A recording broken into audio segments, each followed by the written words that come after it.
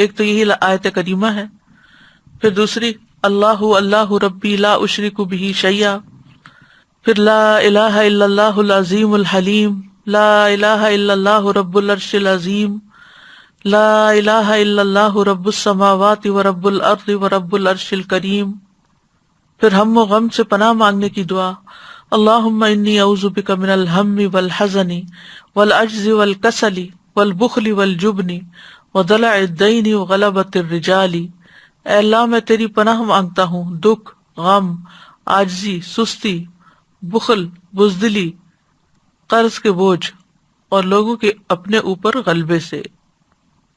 انس بن مالک کہتے ہیں نبی صلی اللہ علیہ وسلم کو جب کوئی انتہائی پریشان معاملہ آتا تو آپ فرماتے یا حی یا قیوم برحمتک استغیث، اے زندہ اور اے قائم رہنے والے میں تیری رحمت کے وسیلے سے فریاد کرتا ہوں۔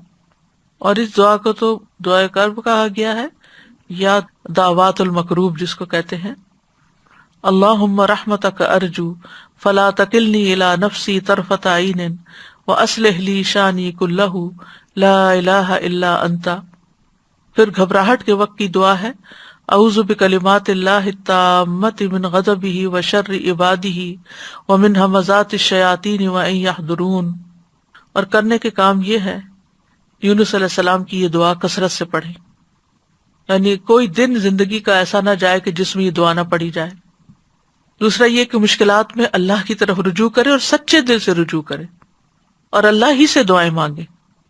پھر یہ کہ اپنی غلطیوں گناہوں کا اعتراف کرتے ہوئے اخلاص کے ساتھ توبہ کریں، یعنی سچائی سے دعا کریں، اخلاص سے کام لیتے ہوئے، اور اللہ سے اچھی امیدیں رکھیں۔